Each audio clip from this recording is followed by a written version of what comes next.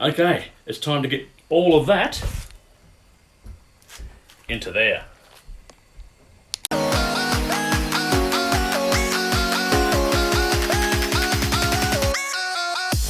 welcome back to MG Rebuild. If you like what you see on these videos, please subscribe and hit notifications so we can keep this channel nice and strong and keep it going. As I said in the intro, I'm rebuilding the engine. The front cam bearing has finally arrived, and I actually have installed that already. Sorry guys, I didn't have the camera with me at the time, so I just went for it. Now one thing that's important when you're actually putting in the cam bearings, if you just want to come around here, Lachlan, I've taken out these little plugs here. What you've got to make sure, because there's a little oil hole in each of the cam bearings, you've got to make sure, if you look down there, that it's a clear passage, that you've got the hole in the right section. And that one is perfect, so we don't need to worry about it. So, and there's also one other thing as well. It's a bit hard to show you, but in the actual cam bearing, see if you can get that little, there's a groove there. It comes from there's a groove that comes from, sorry, I'm just going to try and get that. So there's a little groove there. It comes from the oil hole down to the front edge. You've got to make sure that that points forward. So it's important for that oil groove to face forward. If it doesn't, then it will starve the timing chain of oil. So it must be facing forward, and that's a careful thing to be. That's something to be careful of. So basically, the first thing what we'll be doing is putting in the camshaft. So now this camshaft has been reground. It's apparently what they call TF ground. So I really don't know what that means, if that's designed for a 1500 or whether it's, or what the difference is. I really don't know.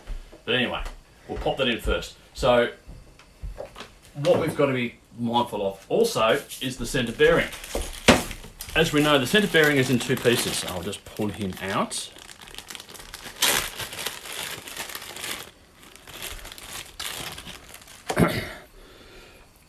And as you can see, it's got two little dowels there, so you can know exactly where they fit together. And there's two little indentations. One's an oil hole. The other one is the actual where the bolt locks it into the actual crankcase. So you've got to make sure you got that round the right way. Okay, camshaft is all nice and clean. I'll put on some assembly lube.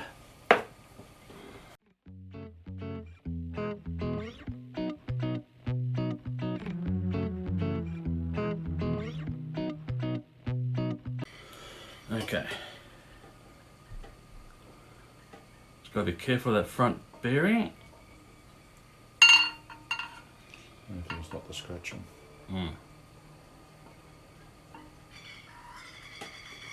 Something that you can buy a handle with a screw in and help you. Okay. Now we stop there. Two reasons. One, to put the lube on the front of the cam bearing, front cam bearing, or the lobe for the cam bearing. Not sure if you guys can see this or not.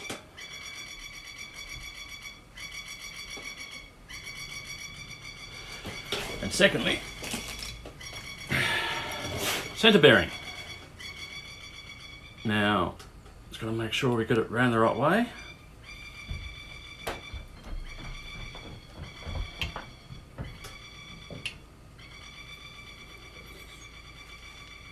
Got rats in the roof. Yeah, Jack. Karen's gone out, I think. And I'll put some on the actual bearing lobe. A thick bearing. The middle one is, yeah, because it's bearing and a housing in one. Where did I put the cap? I thought you were saying that. Oh, right, yeah, it's a big cap. I'm looking for a little tube thing like that. Yeah, so was I. Okay.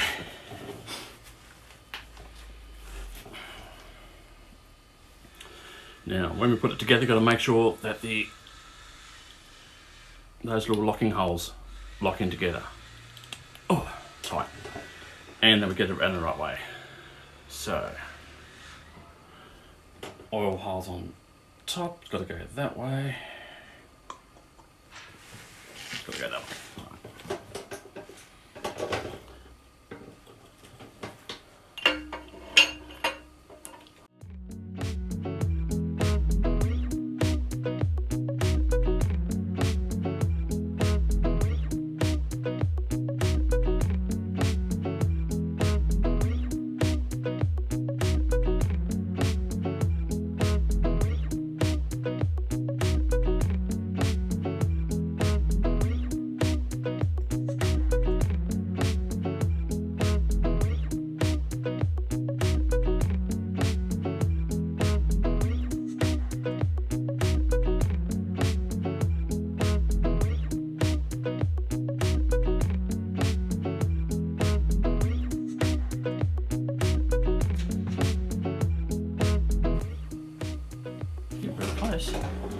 I reckon Center. put that bolt, Or center.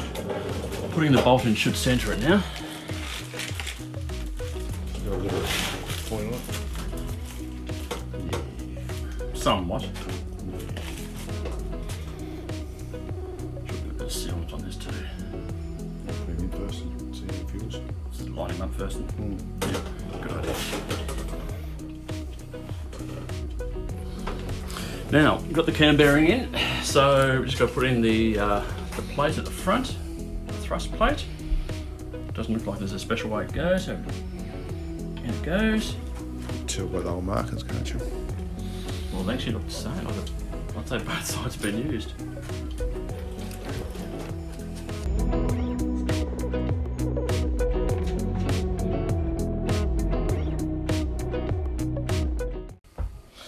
Okay, now that's got to be tightened up to 6 foot-pound.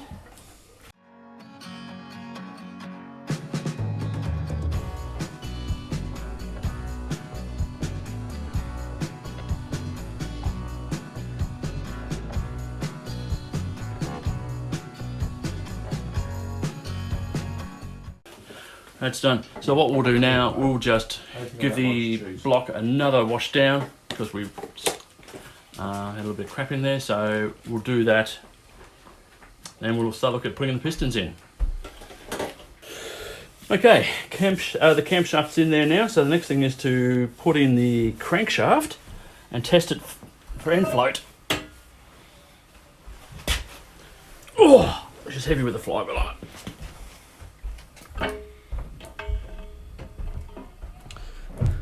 Now we do this dry.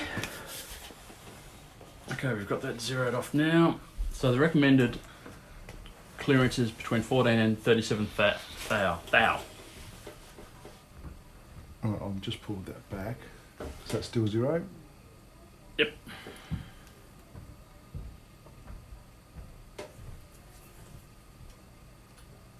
Did you want that hammer to tap it?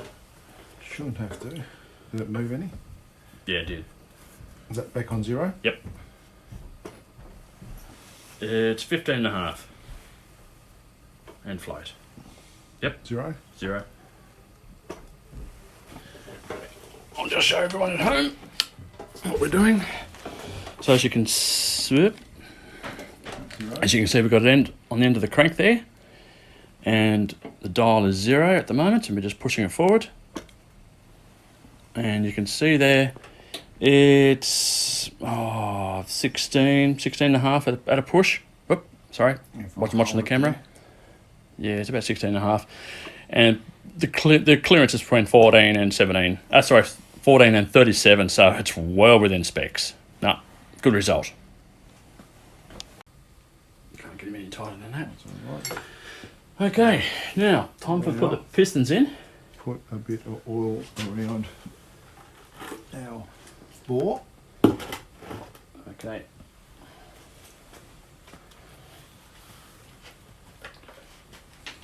Let's pop that into that. Oh, this is kind of, okay. Yep.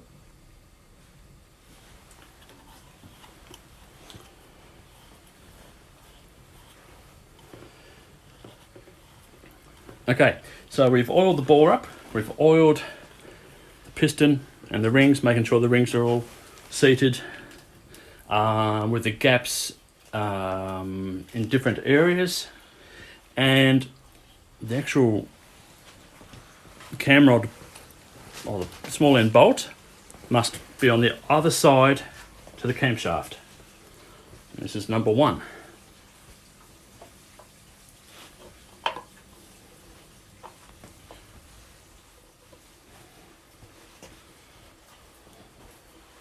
Should knock on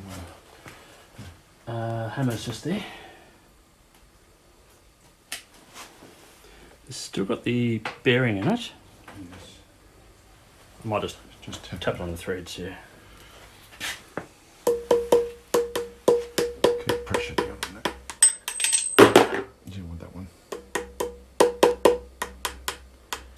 Hold it for a sec. Let's get a bit over my fingers. It's a bit sharp. Okay.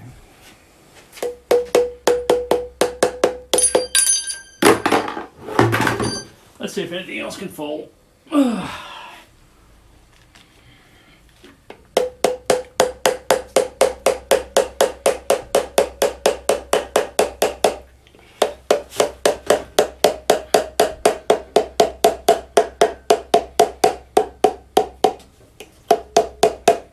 That's it.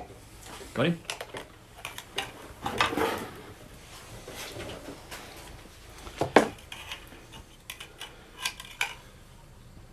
Guess what?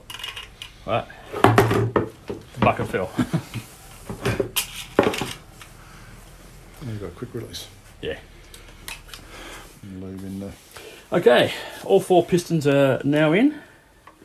We've also lubed up the cam lobes, and we're just about to sit the crankshaft in there. Actually, we need to put that back plate on first. Otherwise, we won't be able to do it when the crankshaft's in there. Right, we need that gasket. We need the fitness now to stay in place. Yeah. Right.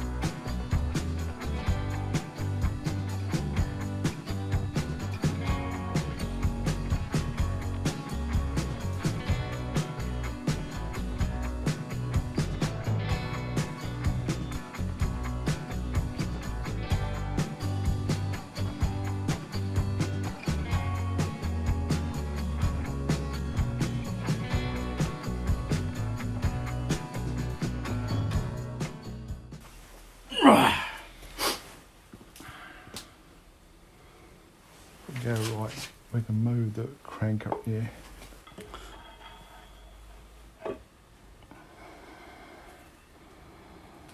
So we've got a fair bit we can come up with that one. Yeah, I'll bring number 1 in as well.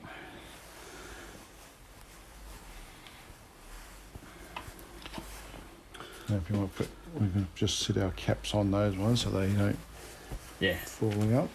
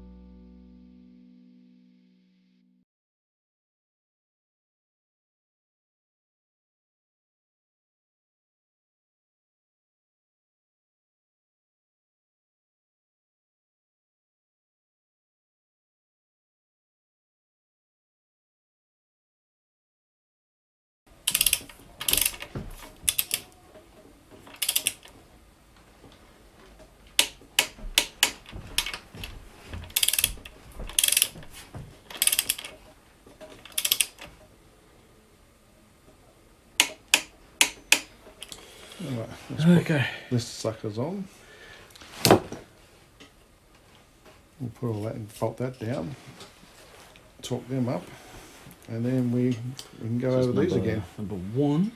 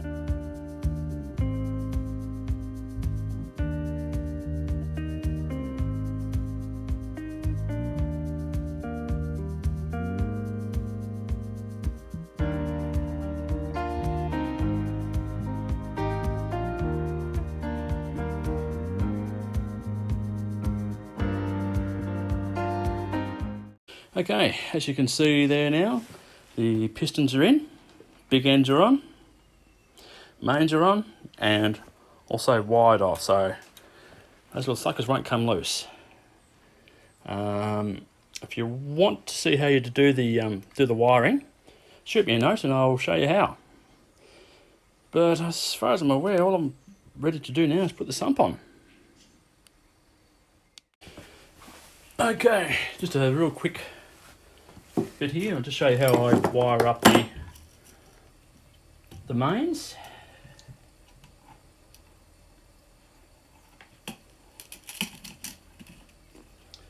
Work out your length. This is possibly too long, but doesn't really matter.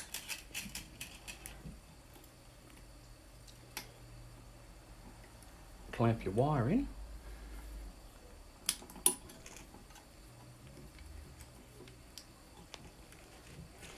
Give it a few twists.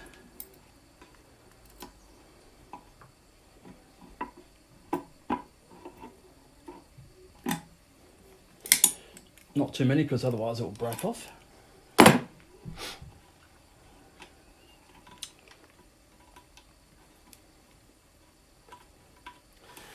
This one's very fiddly because it's such a small bolt.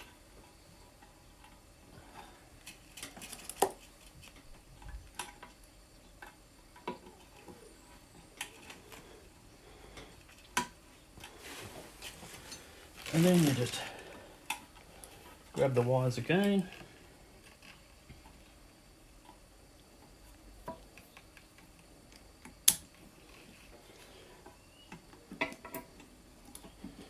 Just give it another little twist.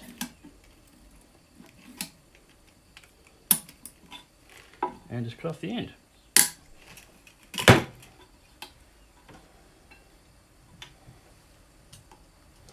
There, done. Now that will never come undone.